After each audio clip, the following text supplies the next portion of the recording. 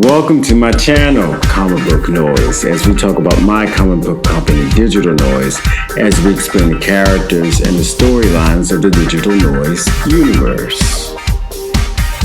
Well, today we have an issue under comic book issues. And I just want to get to it today. But first, I would like you to like and subscribe and share this video and my channel, because it'll help the algorithm and it'll help to spread the word. If you like my message, if you like the contents that I'm doing and concentrating on, it will be greatly helpful for me, for my algorithm to grow into the YouTube universe, and we can spread this good message all over. All right, so please subscribe and like. But let me just get to the chase. Deadpool and the Wolverine movie is ultra woke. Yes, I know you've been hearing it from other bloggers of the comic book industry, or that are critics of the entertainment and comic book industry. But due to popular belief of those bloggers, the Deadpool and Wolverine movie is ultra woke. And yes, woke does not get you broke. It actually makes billions. And this is something I don't know, this phenomenon I'm not understanding, that the other bloggers or other people that are criticizing the woke agenda about going broke. Because to me, this movie, Wolverine, and the Deadpool movie actually proves the opposite of that. And I don't know why they think it's not a woke film, because Deadpool just clearly almost states that he's bisexual or polysexual, which meaning he can have sexual relations with any gender, available. And so it could be transsexual. What I'm thinking, it could be transsexual male or female, So, but it's very interesting to me that these two characters that are aligned with each other, but totally one of the characters totally breaks the ideal of this straight non-woke character they would take away as a unwoke film. As you can tell, if you saw the movie yourself, it's going to be a little bit of spoilers here. First of all, like I said before, Deadpool himself basically is dreaming about being with Thor. He actually makes several references of him being bi or polysexual, whether it's jokingly or not. The film has so many leads, female leads, that are in the film and that are strong women. You have Elektra, you have Wolverine's daughter, X2, you have one of the heads of security of our government, and she's a strong African-American female. The villain of the film, who's all powerful and one of the most powerful villains probably in the MCU universe, is a female. It's just, the list goes on. You have two characters in the film, major characters in the film that are, they're in a lesbian relationship. Let me go forward with that. You have strong Asian characters. You have strong black male characters, like Blade is in the film. You have just so many different ideals that someone on the right or right leaning would call woke, that this film is just, it has an abundance. So that's just one thing that I don't understand. It just proves that diversity, to me, when you say woke, that means you think woke means diversity. And this film has nothing short of that.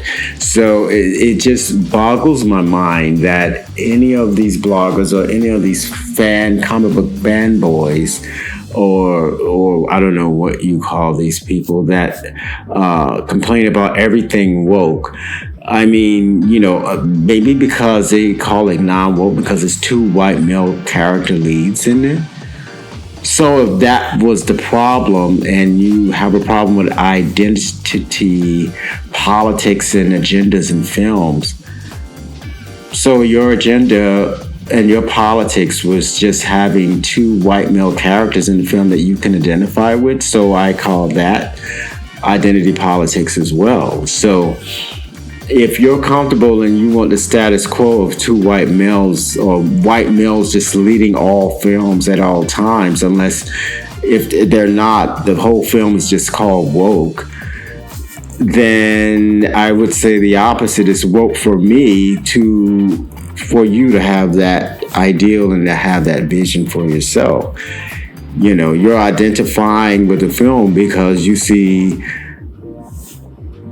2 white male characters because you're a white male yourself. So this is who I see complaining mostly, not saying all of it, but mostly white males are complaining about films being woke because there aren't white male leads leading the film. And even with Acolyte, I mean, just to say, so they complain about, replacing, that were characters that were standardly white in comic books or whatever, and you changing them. Okay, I can get the identity switch politic of it. But you have from Disney, take for instance the Acolyte, where the lead female is a created character, Acolyte, who's African American, but now it's a woke film, and it's hard because it's a black female lead. I find that kind of suspect and very kind of racist, because now there's a film, Acolyte, that basically is almost, I think she's a basic made-up character in the film. If I'm mistaken, I stand corrected. But this is a film of a character that Walt Disney created themselves, and they wanted to make the character black female. So there's a problem with that, with comic boy fandom, that she's an African American woman. So it just proves to me when somebody says woke, there's some strong racism behind it. There's a strong repellent of seeing diversity. So, because to me, if you have a problem with diversity, you have a problem of being a racist. To put it point blank, I mean, that's what it is. And it's so ironic to me that this film, as of now, as if you can see this video now, the film Deadpool versus Wolverine is probably over $1 billion right now as we speak when this video is up. That they see that as non-woke. And if you go see the film, it's about the wokest film you could ever see. The only difference is because the 2 main characters are white. So that's why it's non-woke. When you have every diversity you can name within the film. And this is how I saw, about when I was working with Marvel in the 1990s, and, I was young and rambunctious, and I wanted to see change more of a change for diversity. And back then in the 90s, it was kind of diverse, but it was like you didn't have African American heroes or minority heroes as powerful as the white heroes. You didn't have basically any hero that was equal to Hulk or Thor or the heavy hitters, or as, just major characters that were minorities weren't even up on the level or even touched the toe of Silver Surfer or Phoenix or anything like that. You had some powerful characters like Storm, but they always put her in the back burner. She always was kind of like tempered. Her power kind of played back and all this stuff. And so when I was at Marvel, I used to think we need more diversity. We need to show more equality in the comic book industry and blah, blah, blah. So, I used to be the loudmouth there and all that stuff, and because I wanted to see change and I sort of have like an activist heart. But I wasn't satisfied with what Marvel was, so I started creating my own comic book company. That's why I created Digital Noise. And when I created Digital Noise was actually the first African American female to have her own kind of regular series when I could put it out. And so my comic book character was named Delete. And so I just started, and my character Delete title was to start to show diversity. And then that went on to my other book, The Positive Omen, which talks about sexuality and HIV/AIDS awareness. And, my book that I'm coming out now is called The Sound System, which you'll be seeing soon. And that shows about diversity as well, because we talk about different genres of music with superheroes and characters and things like that. So I've always had that mindset of being woke, I guess, in the 90s, having a woke mind frame and putting it into the comic book industry. But now today, which I was so happy in 2000, starting in 2009 or 8, Marvel started to expand their horizons on being more diverse as well as the other comic book genres. So I was very happy to see that for Marvel and DC, because I love both of the major comic book company giants, because I grew up loving and reading them. So, but that actually, those companies made me inspired to create my own company, which is Digital Noise again. So you'll be seeing my books coming out soon. But back to Deadpool and Wolverine, this movie is ultra woke. There's no other way to look at it, explain it, which to me, being anti-woke means anti-diverse. And this movie is totally the opposite of anti-diversity. It is total ultra diverse, and it's just a beautiful film, and I really enjoyed it. And it proves to me that if you can tell a story really well and be entertaining and be, having great writers, the execution is great, directors, all that stuff put together, this film will make it. I mean, and this film is going to be over $1 billion for a Marvel franchise, and it's rated R. I mean, it's making over $1 billion like within, I guess, 3 or 4 weeks.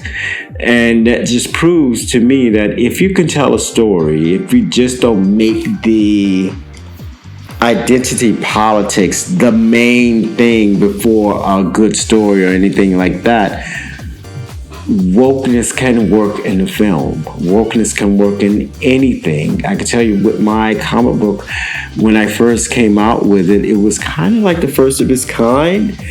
And I got press on it. I got word on it. I got, I came out with my book in 2004, and from 2004 to 2006, 6 or 9. You know, it got a lot of promotions, and it was in the media, and the word spread around. And it was kind of cool and trendy book because it was sort of like new and trendy, and just it talks about real issues.